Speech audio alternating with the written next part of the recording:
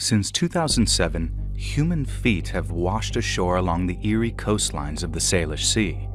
With no signs of struggle and no clear pattern, the discovery sparked wild theories. As more feet continue to appear, the sea keeps its secrets and the mystery deepens.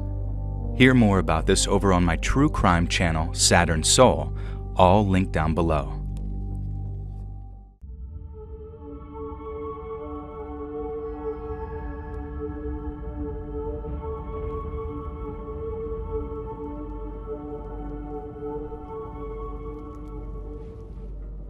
My name is Joseph, and I'm from Austria.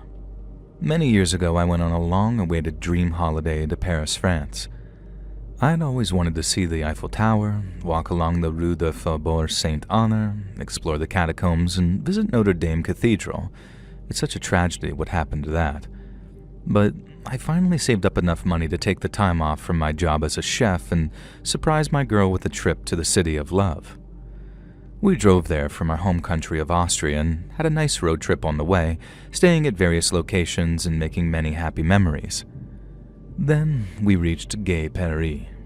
It really was the most romantic city. We dined under the shadow of the Eiffel Tower and the twinkling city lights. We took long walks along the Seine and made love in our hotel room with the windows open to the late-night city. Apologies if this is not appropriate to share, but we Europeans are just sort of a free people who are not ashamed of our love for beautiful women. It was perhaps our fourth day in Paris, when myself and my lover Amelia were seated in a cafe awaiting our latest delectable taste of French cuisine. I had parked our car on the street outside.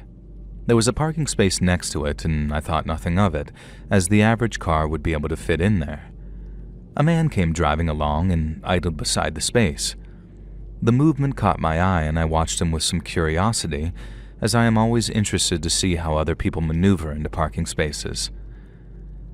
I forget the brand of car that this man had, but it was clearly too big for him. He did not possess the necessary skill to navigate into the parking space. Instead of giving up and moving on, however, he began to use his vehicle to shunt the cars on either side of the space in order to widen the gap. My car included, of course. Shunting a parked car like that can shatter the steering column or the axles, and this absolute Oslok was going hog wild doing it to my car and that of the hapless stranger parked adjacent to me. Naturally, I rushed out of the cafe and into the street. I yelled at him, in German, forgetting myself for a moment, and he pulled his car to a stop, pushed against mine, and climbed out. This man was a burly, dirty-looking dock worker type who fit every stereotype of the rough and vulgar Frenchman that I'd ever seen growing up. Nothing like the actual people that I'd encountered in Paris thus far, I might add. I could tell that he didn't understand a word that I was saying to him in German, but my French is pretty merda, so I tried English. I told him that he would damage my car and the neighboring car and his own car too, and to stop being a dep and go and park somewhere else if he wasn't able to fit a stupid vehicle in the space. And the man called me a filthy Spanish pig, and then told me to go back to Spain. I raised an eyebrow at him and called him a slur that I probably shouldn't have said, a very rude word in Austrian that sounds a little like foot but means something very different. And this was a big mistake because apparently he understood enough to know what I was insulting him with. And this burly man almost leaped over the hood of his car and came running towards me. He jabbed one huge finger right into my chest, almost knocking me backwards as he did so. I really hoped that Amelia would stay in the cafe and not draw attention to the fact that she was with me. Now this road rage Frenchman began to yell at me, and spit was flying from his lips. Now in English, I asked him to politely back off, but instead, he grabbed me and pushed me up against the wall. He put one fist next to my head in a clearly threatening gesture and began screaming right into my face. In that moment, I understood why they become road rage incidents, because I felt the anger burning inside me too. How dare this boorish man yell at me and get spit in my face? I was a visitor to his city. Besides, he was the one who had repeatedly shunted that car like some moronic bull. So I said this to him, trying my best to seem angry and threatening, and then shoved him backwards to get him off of me. Now, this was a huge mistake. The Frenchman barely budged and then sneered at me and started laughing. He drew his fist back, ready to clock me in the jaw. I ducked, and then he punched the granite wall behind me. Now, no sooner had he started to howl that I delivered a kick to his nether regions and ducked under his arm. Now, I probably should have kicked him harder because it did absolutely nothing to slow the enraged Frenchman driver down. He reached out to grab me, and I could see actual murder in his eyes. He was snarling and frothing like some kind of drunken animal, and I'm sure he was indeed plastered even though it was only 3 in the afternoon. My moment of confidence was over. I bolted, running from that angry driver down the street calling for help. Paris, which had once seemed such a romantic and wonderful place, now seemed hostile and uninviting to me. Passers-by looked on with just blank dismissal as I thundered down the sidewalk, my lumbering aggressor behind me. Thankfully, I was fitter, healthier, and smarter than him. I darted through a crowd, then across a courtyard, and eventually found myself looking at the Louvre Pyramid. An art gallery and museum seemed like the perfect place to lose a man such as this, so I darted past the glass structure, ducked into a building, and quickly found a public toilet. I hid in there and called Amelia in my cell and asked her to keep an eye out for the guy. She told me she was still in the cafe and that the police had been called, and the man's car was being clamped and towed. I stayed in the line with her as she described the next scene. The angry driver returned to his car and saw officers milling around the vehicle. I suppose in his drunken stupor, he mistook one of the officers for me and began to grab him, and then got forcibly thrown to the ground and subdued with batons. Amelia described it to me as I cowered in the bathroom, and I have never been more grateful in my life to miss out on something. The man and his car were carted away, and I have no idea what became of him, and I really don't care to know.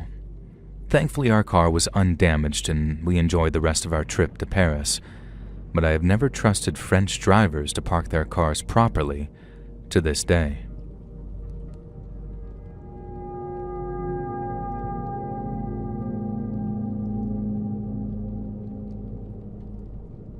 A few years ago, I went on vacation from the States to Eastern Europe.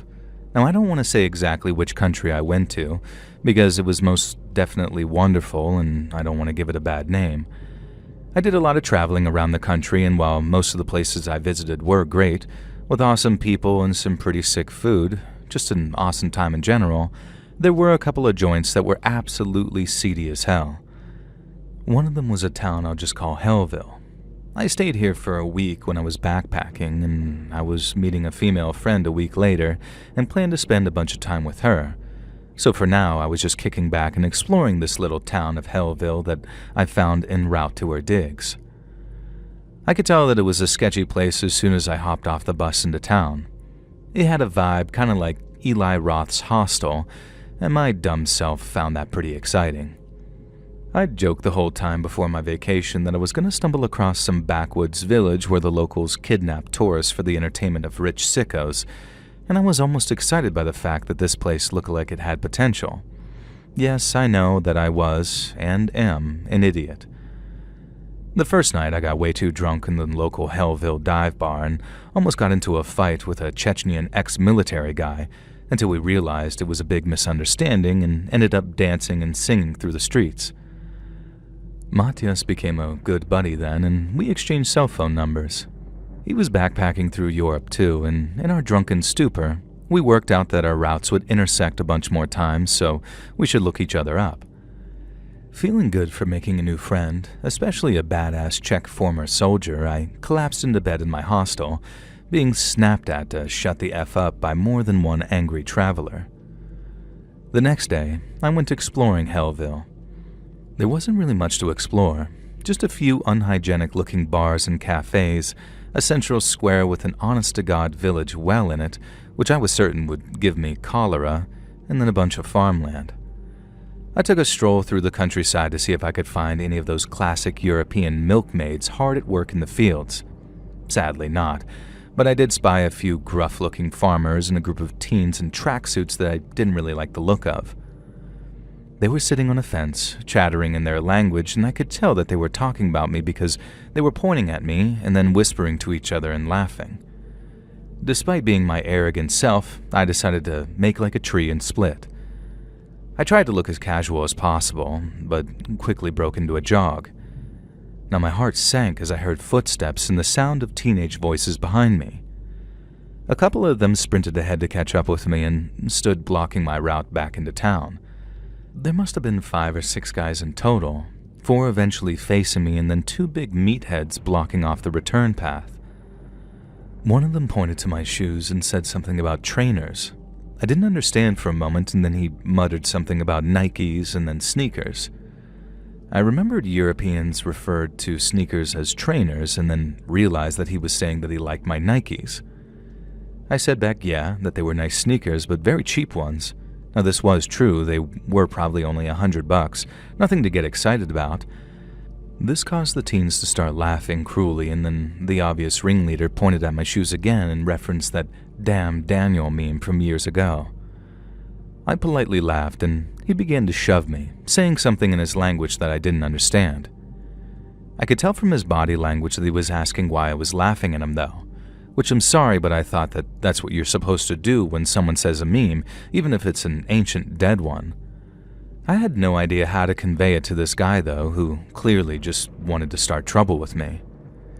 His buddy, a fat pig-looking guy with a Michael Cera bum-fluff mustache, also pointed at my shoes and told me to take them off in some broken English.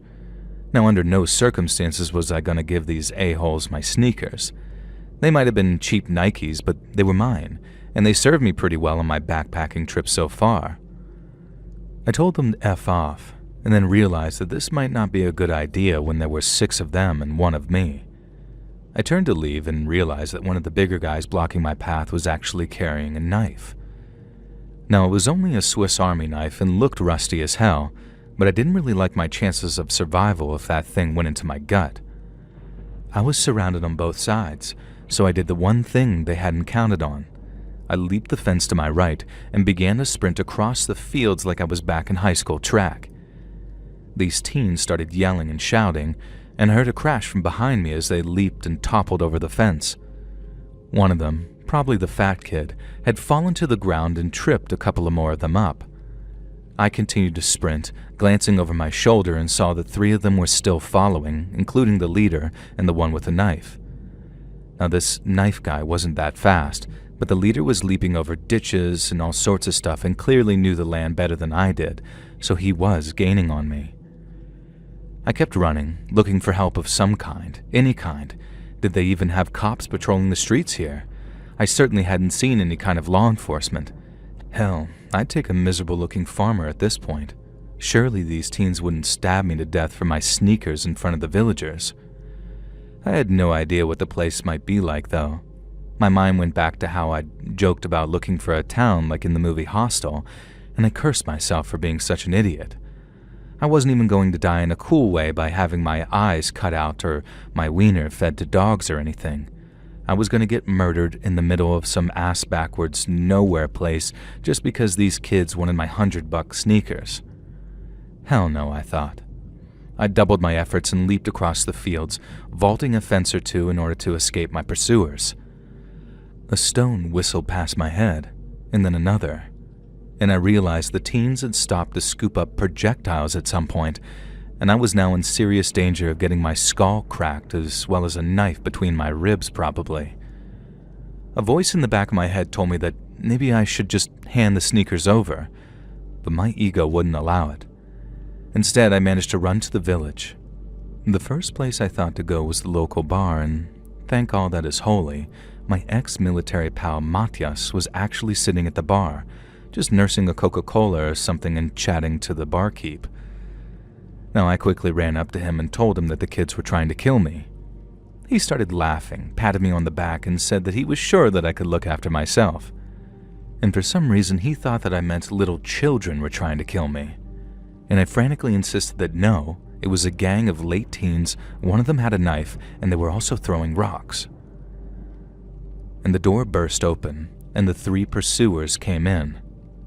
The bartender said something in her language that I could tell was probably derogatory, and the ringleader of these youths snapped something back.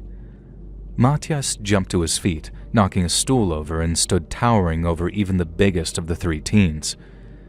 In that moment, I saw F around and find out playing out in real time. Matthias reached around the back of his belt and produced a small bag, which I realized was some kind of military-looking club. He slapped it against his palm and stepped forward. The kids froze, unsure whether to size up to Matthias or run. In the end, the bartender made the decision for them. He stepped out from the back room, shotgun in hand, and pumped it and pointed it at them. The boys started frantically apologizing, and the barman yelled something that I later found out meant, "I'm going to tell your fathers and you'll be getting the beating of a lifetime." Matthias and the barman explained to me that American sneakers are a valuable commodity to the teenagers in that country, and I should probably wear older, crappier-looking shoes if I'm going to travel around there. And Matthias even promised to hook me up with a pair of his army boots, which later he did. Now, they were 3 sizes too big for me, but I wore them with pride and still own them to this day. That night, Matthias and the barman treated me to a few drinks, and Matthias regaled me with some tales from when he was in the military.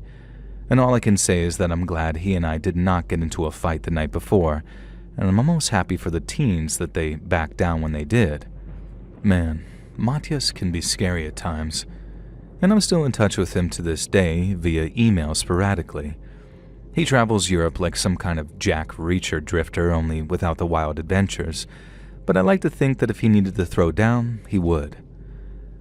Now I moved on from Hellville the next day and went to visit my female friend early. I was not sad to be out of that village, and looking back, I cannot believe how dumb I was to fight for my life instead of just handing over those damn sneakers. But on the other hand, they were nice sneakers, and I paid for them with my own money. No deranged European kids get to steal my shoes.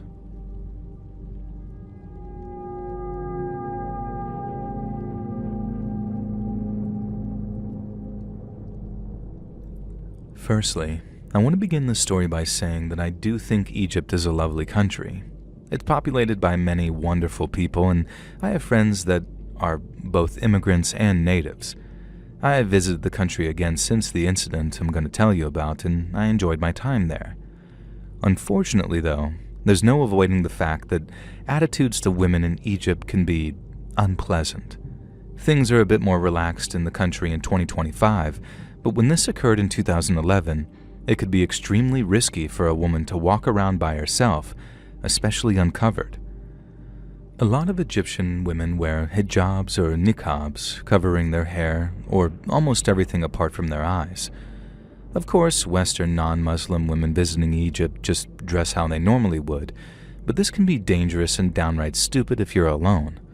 And as such, when I first visited Cairo, it was strongly advised that young women cover up as much as possible, make sure that they're with a male chaperone, and stick to the touristy areas. I was most excited about seeing the pyramids and exploring the deserts, and I wasn't even particularly thrilled about spending a few nights in central Cairo before we began our proper tour. Our tour guides insisted that it was totally worth it though, and we needed to experience the city to experience Egypt. As I followed the tour group through the bazaars, taking in the sights, the sounds, and the smells, I was starting to get won over. My dad was engaged in animated discussion with one of the guides, and they become fast friends. Mom just seemed happy to look at the rugs and ornaments for sale, and all the other middle-aged tourists were cooing and awing over the sights. I was the only young woman in her early 20s, and there was a guy my age on the tour group too, but he'd opted out of this afternoon's city tour due to food poisoning, which was really because he was hungover from the night before. Nobody was really paying attention to me, nor did I to them, which is why I didn't notice at first when I lost sight of the tour group. At first I didn't panic. They couldn't have gone far. But when I turned down the next alleyway and found myself in a crowd of unfamiliar Egyptian faces, it did cause me to pause. A few of the older male store owners were looking at me a little strangely, their eyes traveling up and down my body, even though I was wearing jeans and a long-sleeved t-shirt, the best compromise I could make in this heat. I got pulled along by the throng of the crowd, and before I knew it, I'd been kind of forced into another side of the alley, ducking out of the flow of people just so I could get my bearings. A few young men stood in a doorway, and I knew immediately that they were trouble. They sort of strutted over towards me in the way that certain guys do, and the way they studied my body made the previous store owners look reserved. They looked at me with a barely disguised hunger, and I swear to God, one of them even licked his lips. They started talking to each other in Arabic, and I couldn't understand what most of them had said, but recognized the word for cattle or cow and girl. One of them said something that caused the others to hoot and clap his buddy on the shoulders. I quickly apologized for disturbing them, which was a mistake. I shouldn't have acknowledged them or made eye contact. Before I could step back out of the alley, one of them grabbed me by the wrist and pulled me deeper into the shadows. My blood immediately ran cold. I knew exactly what they wanted to do to me and what the things that they were saying meant. One of them pinned my arms behind my back, while another one started to lift my t-shirt, running his fingers over my stomach. I felt sick and knew that this was it. If I didn't do something now, then this was going to be an event that would define the rest of my life, whether I wanted it to or not. I drew on all my self-defense training and slammed my body back into the guy holding my hands. He hit the wall with a thud, letting go of my wrists. Using the momentum, I kicked forwards at the guy who had been touching me, slamming his head backwards against the first guy's nose as I did so. I heard a crunch and a scream, and quickly pulled free as two of the guys howled in pain. The third guy had been watching, but he was the one that started to chase. I had no idea where I was running to or how I could find safety. There was every chance that I'd just run into more angry young men who were looking to tear me apart. I can't even describe the chase because it was all some blur. All I know is that the man chasing me grabbed my hair and shirt at least a few times, including one where he tore a chunk of the hair out of my scalp, causing me to cry out in pain. It felt like I'd never escaped him. Everywhere I went, crowds were surging forward, and it was only later that I learned that I was on the outskirts of a goddamn armed riot. And I think that's what saved me. Eventually, I burst into a courtyard and saw my parents and the tour group. They all looked frantic and defensive, and I guess that's why our one tour guide who'd befriended my dad was holding a brick. He barely paused as I came sprinting into the courtyard, followed by a guy who was clearly chasing me. The tour guide pulled back his arm and let his brick fly straight and true. I heard it hit my pursuer's head with a loud, hollow clunk, and he just sort of dropped to the floor like a discarded sack of potatoes. The tour guide said it was better that we got out of here because something was clearly going down, so he and the other guide led us down some more side streets and away from what he explained was turning into a full-scale riot. I asked if we should tell the cops about the guys who tried to assault me, and he just sort of laughed. We made it back to the hotel, which was gated and had armed guards. The next day, it was time for the tour group to move on anyway, and we spent the rest of the vacation at a luxury resort near the pyramids, where we lounged by the pool, relaxed, and went on various day trips to ancient historic sites of interest. Now, I love Egypt, and like I say, I've been back there since, but this was the most terrifying experience I've ever had, and one that could have changed my life, all because some people see others as less than human.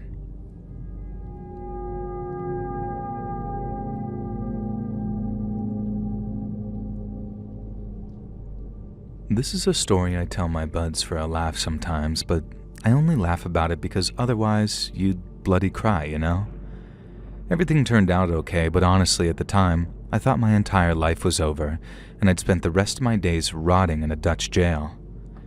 So it all started because me and a mate, Milo, got really into mopeds. We both got mopeds while we were still in school. While the rest of our friends were learning to drive cars, we smugly declared that our little scooters were the most cost-effective, sensible option, and anyone who pissed all their money into the tank of a 4-seater gas guzzler was a right chump. After school, we graduated from just having our CBT, a learner's permit for mopeds, to actually passing our motorcycle tests. We were living large, riding our mopeds around town like a lame British Macklemore, that song he did about mopeds, downtown, which was unironically our theme song if you want to picture exactly the kind of insufferable twats that we were back then. Now one day, Milo excitedly showed me a video that he'd found online advertising a group moped trip from Poland to the Netherlands. I didn't quite understand the deal at first, but as I watched the video, it seemed like we'd go on a cross-continent moped tour with the group as part of a documentary they were filming. Not only would we get to embark on the trip of a lifetime, but it would cost us almost nothing. As long as we could get ourselves there, we'd be provided with room, board, and moped rental every step of the way. I was a bit sad to have to leave my beloved Vespa behind in the UK, but as for the rest, you could not sniff at that at all. Milo was incredibly enthusiastic about it too, and looking back, I didn't really have the time to pause and wonder if there was some kind of catch. And by the time my girlfriend Jane suggested it seemed too good to be true, I was already fully on board and committed to the idea, so I didn't really want to find any excuses to back out of the trip. I didn't do my due diligence and look into Pete, the guy organizing the tour. Milo said that he had though, and everything was totally on level, so hey, why wouldn't I believe my childhood best friend? We flew to Poland a couple of months later, and honestly I'd be lying if I said that the trip wasn't great. It was our first time going on a foreign holiday, and we really relished it. The moped journey from Poland to the Netherlands was great fun, even if it took some getting used to riding a different machine, and me, Milo, and the 3 other guys and Pete all got on really well. After some days of fun, frolics, and breakneck moped driving, we pulled into the parking lot of the hotel we were going to be staying at in the Netherlands. Immediately it was very obvious that this was a brothel, and I shot Milo a look. This is not what we'd agreed upon. Jane would certainly not be okay with me staying in a damn brothel. Luckily for Jane, she wouldn't have to worry about it. We parked up our mopeds outside, climbed off, and then suddenly, floodlights slammed on in the darkness, and loud voices were yelling. I didn't understand what was being said, but as a group of armed cops stormed into view, I understood the premise. Get down on the ground with your hands above your head. I complied, but I was almost laughing. This had to be some kind of misunderstanding. There was no reason why I should be getting arrested by armed cops. My confidence remained as they forced open the seats of our mopeds and threw our stuff to the ground. Some changes of clothes I'd stashed under the seat, nothing of note.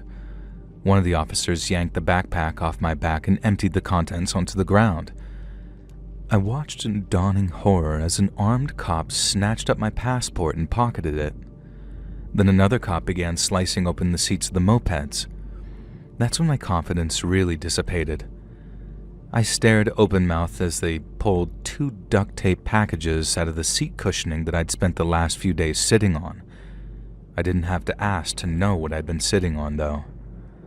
Struggling to look around at Milo, who was being nailed on by a cop, the look on his face caused my heart to completely sink. The absolute imbecile was not at all surprised to see the drugs. My best friend had implicated me in a freaking cocaine smuggling operation without my knowledge. No wonder it had been too good to be true. No wonder Pete was such a nice guy. I'd known Milo had a few dodgy contacts and dabbled in very light dealing back at home, but I had no idea he'd done anything like this. Protesting my innocence did not help, though, as I was dragged into a waiting paddy wagon and then booked and processed in a Dutch jail and thrown into a single cell where I had nothing to do but sit, fret, and poop myself in fear. Not literally. I'd never even been in trouble with the law before, and the idea that I could genuinely be going to prison, that I had actually committed a serious crime, even unwittingly. The next few days were a blur of terror and anxiety. I could not make an international call to let Jane know what was going on. I could not get a hold of Milo and wring that idiot's neck while demanding he explain things. All I could do was talk to a couple of Dutch cops who barely spoke English, but knew just enough to tell me that I was in a whole heap of trouble. In the end, it was Pete who proved to be my savior, even if he was the ringleader and the guy to blame in the first place. Milo clammed up, refusing to say anything in my defense, but in the end Pete spilled everything and cut some kind of deal where he ratted out his suppliers. Part of the deal involved telling them that myself and 2 of the 3 other guys were just clueless patsies, brought along to drive the extra mopeds. Only Pete, Milo, and a third guy, Jacob, were actually part of the drug smuggling. The day that a guy from the UK embassy came to visit me in my cell and told me I was going home, I genuinely fell to my knees and wept.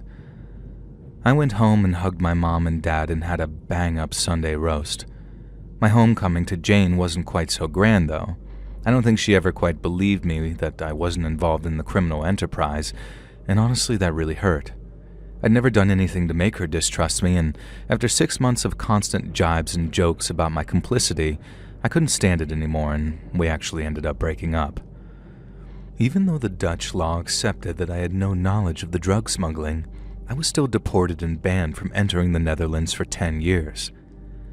That time's just up about now, and not sure why I'd ever want to go back though, unless for some reason I wanted to visit Milo, who's still serving 2 more years on his sentence.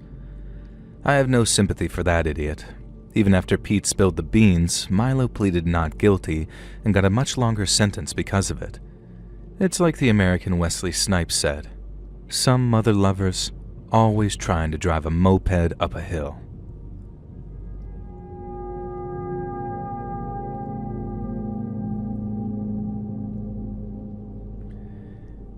Me and my missus are writing to you today to tell you about an absolutely messed up trip to the United Kingdom that we took a few years ago.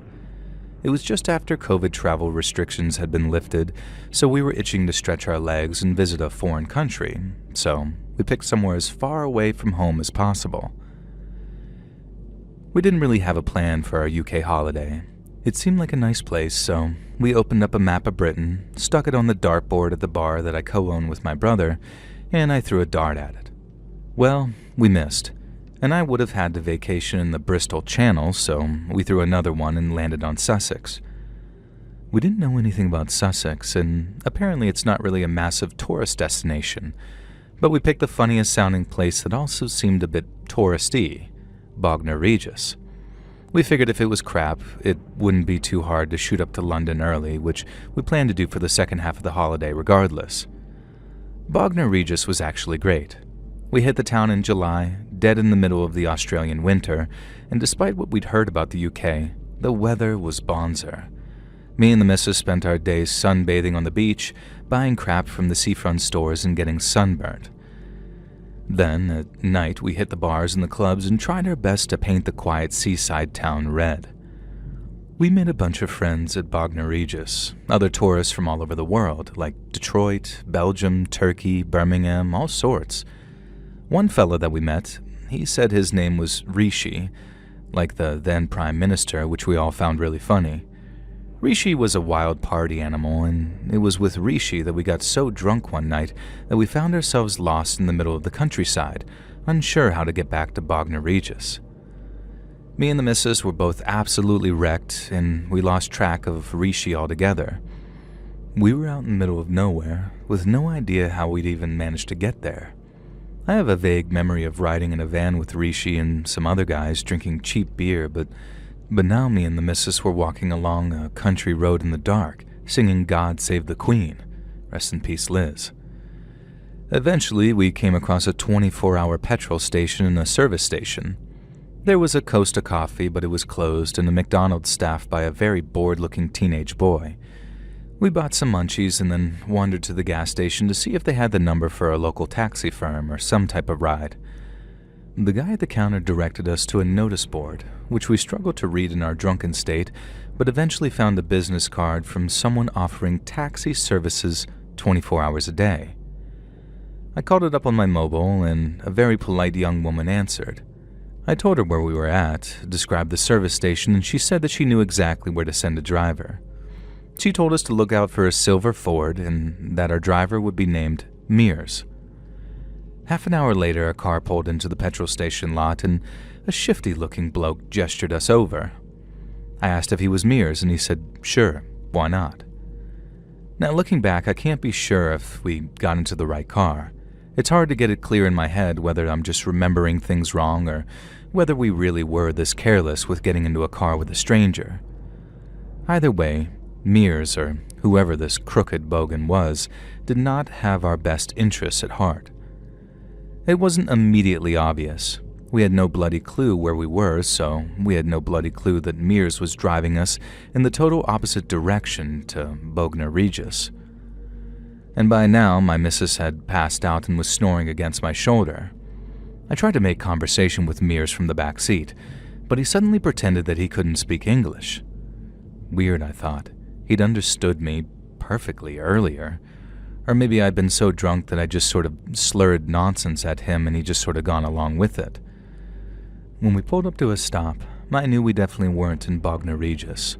We were in the courtyard of some broken-down, filthy farmhouse that looked like it hadn't been lived in for years.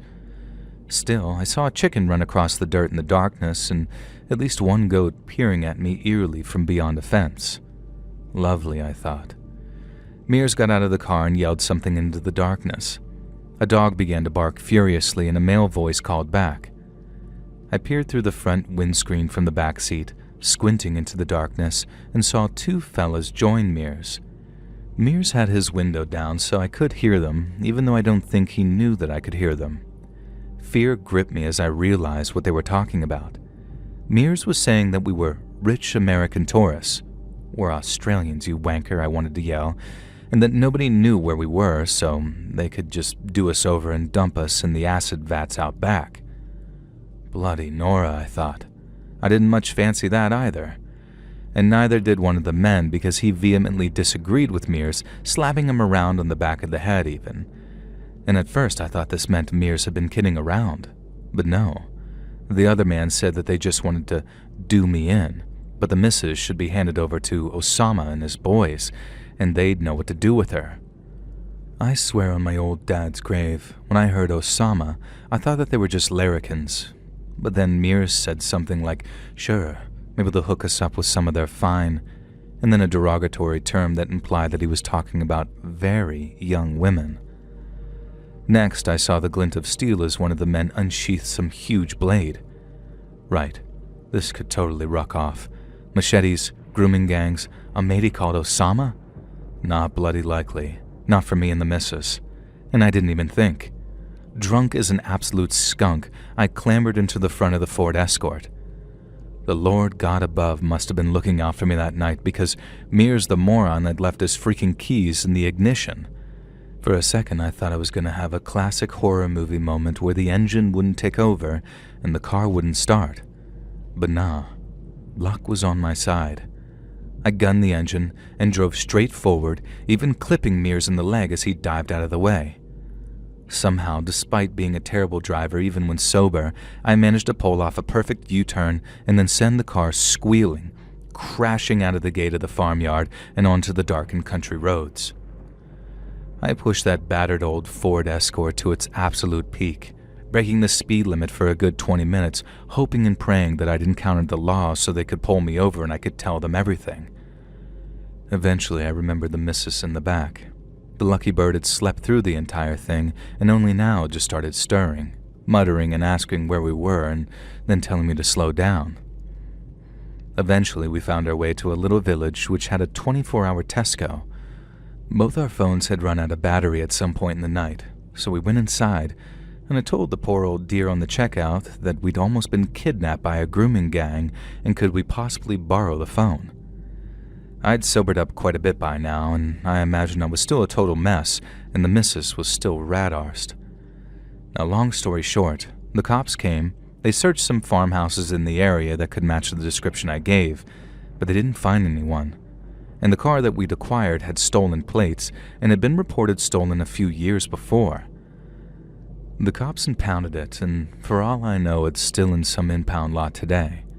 The name Mears was apparently the name of a local taxi driver and had not been the guy whose car we'd gotten into. They were able to verify that the real Mears showed up at the petrol station shortly after we got into the wrong Ford. The cops did confirm one chilling fact, though. Osama was the first name of a suspect in a grooming gang case in the area. Unfortunately, our testimony didn't really help anything with that case, but I hope to God they got him. Me and the missus got off pretty lightly, all told. I still have friends who to this day insist that I got so drunk I imagined this whole thing, but I have copies of the police reports as a souvenir from our time in Bognor Regis to prove it. and I can only wish total ill will upon the men who intended to kill us, especially fake mirrors. I hope it hurt when I hit you with your own car, and if you ever come to Australia, I'll happily feed you to a kangaroo, you tosser.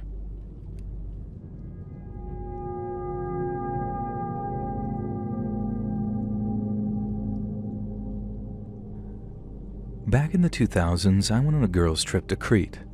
For the most part, it was absolutely awesome, especially for a history nerd like me. I loved exploring all the ruins, taking in the local history, and hanging out on the beach. And unlike at home, it was totally fine to sunbathe topless, so my pale ass didn't have to end up with an awful tan line like I usually did on vacation. In theory, anyway.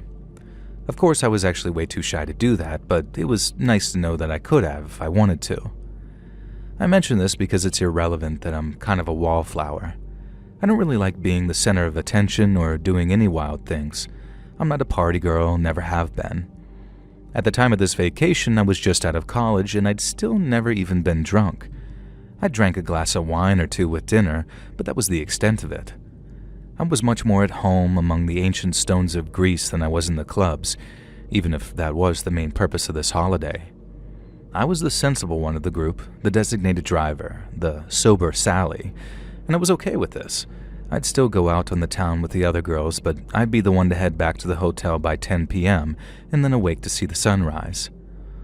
All this to say, when I went to some Cretan ruins with one of my friends, Nora, and we met a couple of local brothers who offered us something to drink, I made them swear on Zeus that it wasn't alcoholic. For one thing, it was early afternoon. For another, I wanted to keep a clear head on because I was planning on exploring some subterranean tunnels in the ruins, and they weren't entirely safe. We'd met the boys in the town the night before, and they had construction permits for the area which wasn't entirely open to the public.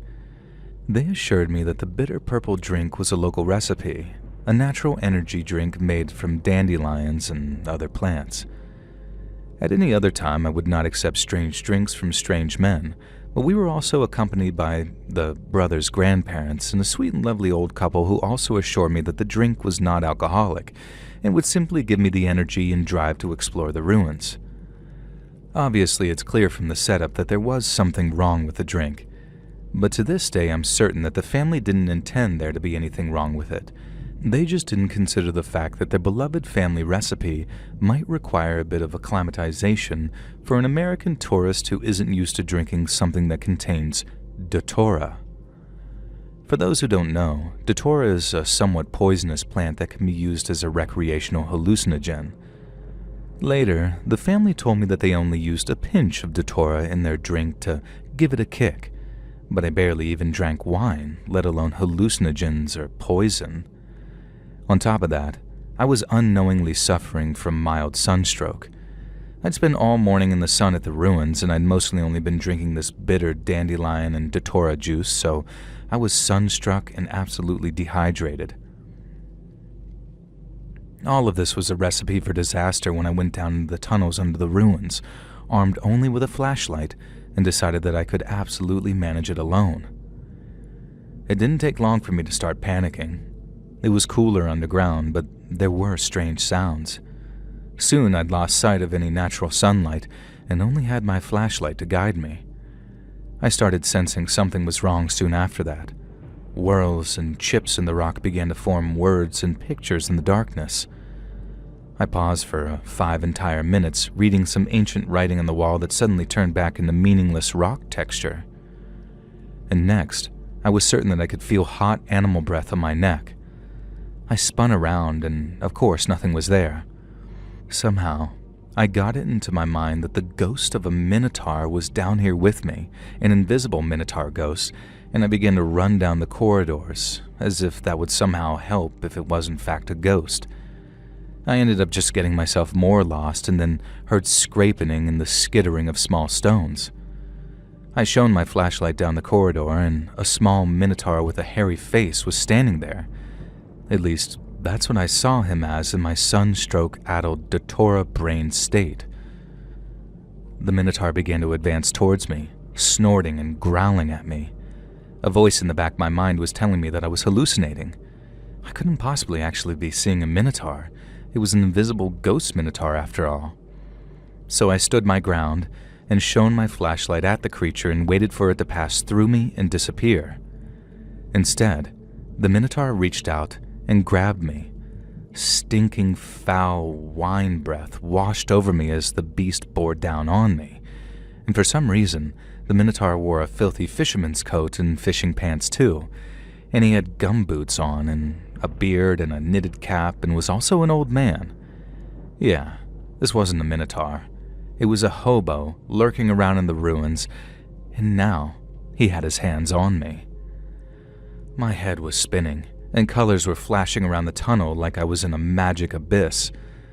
The hobo minotaur clacked his teeth at me and slobbered down his beard, and I felt him grabbing at the waistband of my pants. Hell no, buddy. I raised the flashlight up over my head and brought it down on his forehead with a crack. This caused this hobo minotaur to howl in enraged pain and let go of me, but it also caused the flashlight's beam to weaken quite considerably. I shoved the hobo roughly against a wall and ran past him, trying to follow the route that I was sure that I'd taken. And it was a chase sequence worthy of an actual slasher movie, not least because the hobo managed to grab me a couple of times and tear my shirt a bit. Thankfully, nothing revealing, and I would have been mortified, as we've already established. It was just enough to make me look kind of badass when I came running out of the tunnels, screaming that I was being chased by a freaking minotaur. And holy crap, someone call Olympus because there was an actual monster after me. Nora grabbed me and shook me and asked me what was really wrong.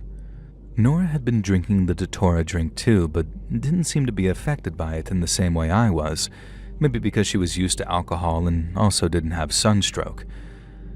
I tried to explain that there was a beast, but then the hobo came charging out of the tunnel screaming and yelling. Later, our Greek friends wouldn't translate exactly what he'd said, but told me that it was obscene. The hobo rushed at me and grabbed me, throwing me to the ground and flipping me over. Nora punched him and I kicked, squabbling backwards away from him as he reeled back. The Greek guys we were with came running over, and one of them grabbed the hobo and threw him backwards. He stumbled across the area, hitting a pillar hard with his arm. Some debris dislodged from the top of the pillar and fell straight onto his shoulder, sending him crashing to the ground. I heard an absolute sickening crunch of bone as the rock pinned him down, and for a moment, I almost felt bad for him, until I remembered what he'd clearly been trying to do to me in those tunnels. The elderly couple told the grandsons to take us back to our hotel, and that they'd call the cops and get the hobo arrested for trespassing. They said it was better that we didn't let them know that we'd been in the ruins because we weren't strictly supposed to be there, and the Greek police can be a bit volatile. As much as I did it... Damn. That said, it was better that we didn't let them know that we'd been in the ruins because we weren't strictly supposed to be there, and the Greek police can be a bit volatile. As much as I didn't want the hobo to get away with assaulting me, I was still very dizzy and confused from whatever was affecting me, and also judging from the state of the hobo and his crushed arm, he wouldn't be trying to assault anyone else anytime soon. I slept off the heat exhaustion and datura poisoning, and the next day we had a conversation with these Greek brothers in which we worked out that the datura in the cocktail was the likely culprit for my hallucinations, if you haven't already figured it out. And in some ways, I think their strange concoction actually helped. It gave me the energy to fight back against this hobo and escape through the tunnels, and maybe if I'd been faced with the dark reality of the situation down in those ruins, I might have fallen apart and been unable to escape. On the other hand, maybe if I wasn't high on datura and actually had heat stroke, I might not have gone into a labyrinth alone in the first place. But really, who can say?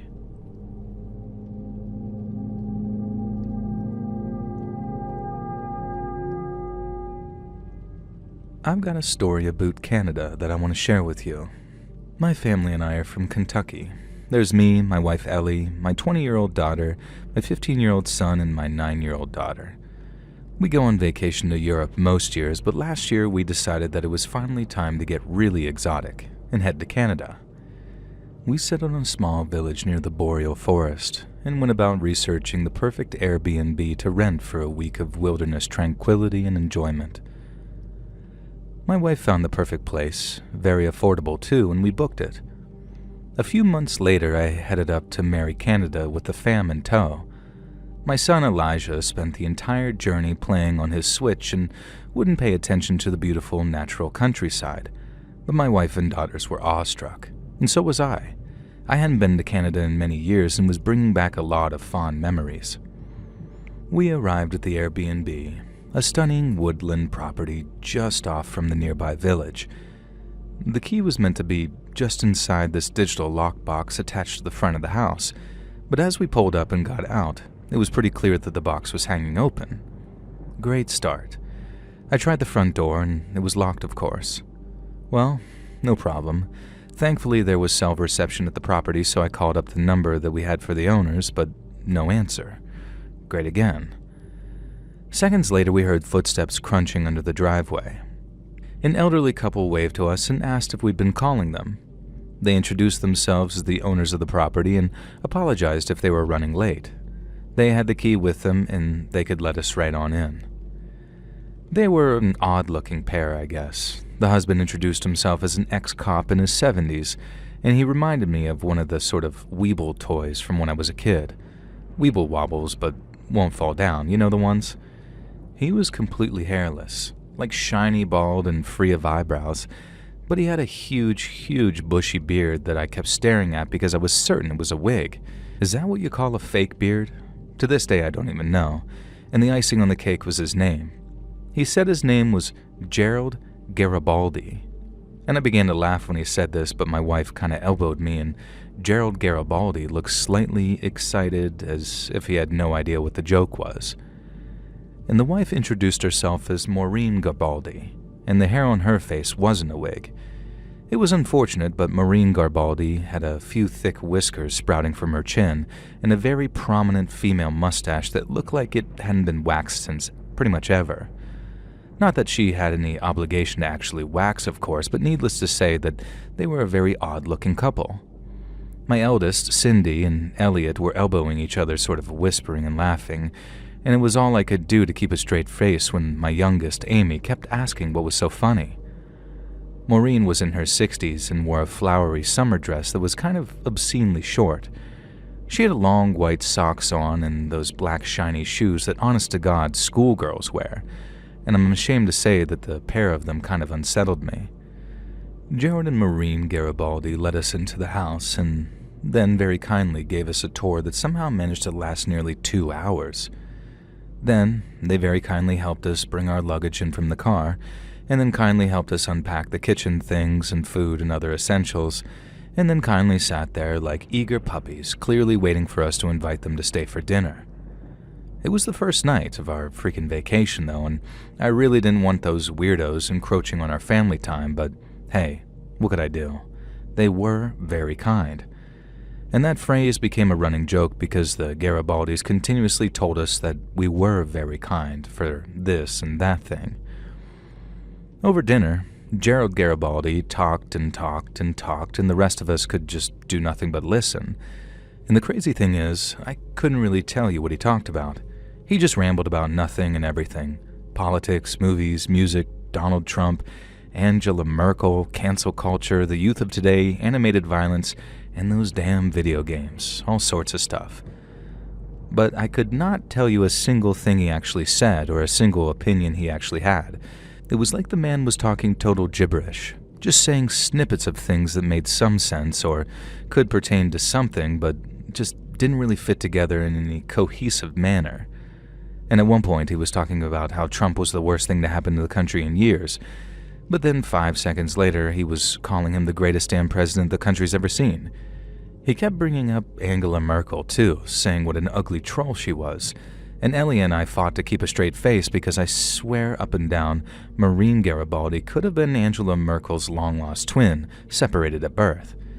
Now imagine Angela Merkel dressed like a Lolita, I was told, and deepest apologies for the image, but that was Maureen Garibaldi, and don't ask me how I know any of that stuff. They were honestly like something from that weird show on TLC. I genuinely wanted to look around for hidden cameras. I was waiting for the other shoe to drop. Surely we were being pranked. Unfortunately, things didn't stay comical for very long. After dinner, The Garibaldis made themselves comfortable in the living room and turned the TV on. I took Ellie into the other room and asked her what the hell we were going to do. Amy was almost crying because she wanted to play board games, and Elliot and Cindy had already left to explore the outskirts of the forest before the sun had fully set.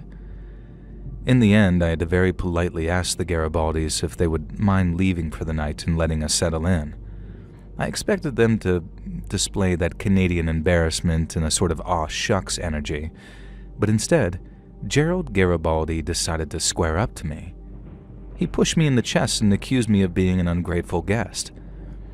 They had allowed us into their abode, after all, and how dare we simply ask them to leave? What right did I have to try and throw a man out of his own home, especially after dinner?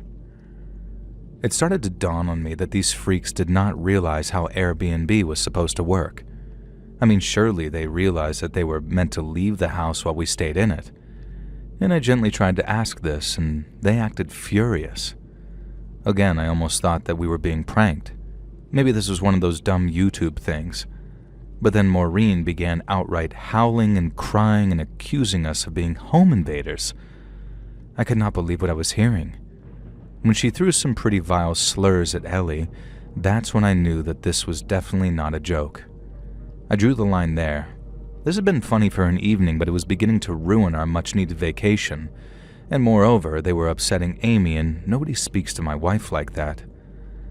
I have no idea, but demand that this couple leave their own property or I'd call the police. I wasn't even sure if this could fly legally, but what choice did I have? I could put a complaint in the Airbnb the next day, and if we had to find a nice hotel in the town over, then that would suck, but so be it. Surprisingly, the Garibaldis seemed terrified at the idea of me calling the cops. They heaved their considerable bulks off the couch and stormed out. Now I watched them leave, stamping their way around the outside of the house and into the forest. Now minutes later, Elliot came back in. I filled him in on what he'd missed and told him that the Garibaldis were unhinged and not to let them in if they came back. Elliot agreed and then asked where Cindy was. My heart sank. I thought she'd been with him. Elliot said she had been, but that she'd headed back to the house ahead of him because she needed to use the bathroom. Ellie was upstairs putting Amy to bed, so Elliot and I rushed outside to try and find Cindy. She was in a clearing with the Garibaldis. As I approached, I saw that Maureen was holding a damn shovel. As I got closer, I could hear what Gerald was saying. He was trying to persuade my 20-year-old daughter to come back with them to their house and have some sexy times with them. Cindy, who hadn't been present during the blow-up, was doing her best to be nice and not offend them, and I'm so proud of her for that. She was clearly worried about the shovel Maureen was holding, though, despite not knowing how volatile and weird this couple really was. I snuck out behind Maureen and grabbed the shovel from her hands. I told Cindy to get behind me, and that she didn't have to put up with this crap from these utter freaks. Maureen screamed at me, telling me that my family wasn't safe, and that they'd booby-trapped the house, and that there was a carbon monoxide leak that would poison us all in our sleep, and that they'd rigged the house to kill us. It was absolutely insane. I had no idea what we could do. There was no way that we could stay overnight in that house when the owners were this nuts. For the moment, I told Cindy to take Elliot back into the house. Then I kind of threatened the Garibaldis with a shovel, making sure they backed off and left the property. Once I was sure they waddled far enough away, I went back into the house. Inside, Ellie met me with some incredibly bizarre news. While I'd been out there dealing with the Garibaldis, she'd received a phone call on the Airbnb's landline. It was the owners, asking if we'd arrived okay and calling to wish us a pleasant stay. Of course, Ellie had told them that we'd spent an evening with the supposed owners, and my wife described the couple who'd intruded on our Canadian vacation. The actual owners, the McAvoys, told us to keep the door locked and that they'd be over with law enforcement shortly. Now, sure enough, 10 minutes later, a station wagon and a police cruiser pulled into the driveway, and that's how we met the real and very lovely owners of that Airbnb. There's a simple if crazy explanation for what had happened. The Garibaldis, which was not their real name of course, were the neighbors of the McAvoys who'd been enraged on a land boundary dispute with them for years. They'd always been quietly resentful of the McAvoys, and always been an annoying but minor thorn in their side. When the McAvoys bought a second property on the other side of the Garibaldis' land, it all became too much for them, and they decided to try and sabotage the McAvoys' attempts at earning income through Airbnb by masquerading as the owners, the lunatic Garibaldis, to scare away any guests. Turns out, we were the first guests, and the Garibaldis' bizarre, grudge-driven plan almost worked. The utter weirdos had even managed to spy on the McAvoys to see the keypad code for the electronic lock and help themselves to the key. Unfortunately, that was the only real crime they'd committed, and even then it was their word against the McAvoys that they hadn't actually been told the key code. However, the Garibaldis, whose real names I won't use just in case, were known as menaces and troublemakers to local law enforcement, who were only too happy to put the scares on them enough that we had a mostly peaceful stay for the rest of our vacation. Which, I will add, the McAvoys gave us a severe discount on, meaning that for the most part, we got to spend a beautiful, tranquil vacation on the outskirts of the boreal forest for half the normal asking price. I say for the most part because there was one final scary incident before we left. On the day we were packing up to head out, after having had a great time, I was downstairs with Cindy packing up the kitchen. We heard a crash from the living room and ran next door to see that a stone had been hurled through the windows, smeared with what I can only hope was mud. We rushed outside to see a fat figure disappearing into the trees. I let the McAvoys know, and they informed the cops. I really hope for their sake that they installed some home security going forward. I do keep an eye on the Airbnb website to see if that property's ever been made available to vacationers again, and I've not seen it crop up since. It could be that the McAvoys decided that it wasn't worth trying to combat the Garibaldis, or it could just be that they're not renting through Airbnb anymore. Either way, I wish the McAvoys all the best. As for the bizarre, creepy couple, if you've ever come near my family again, I'll show you us US folk aren't quite as forgiving as our Canadian cousins.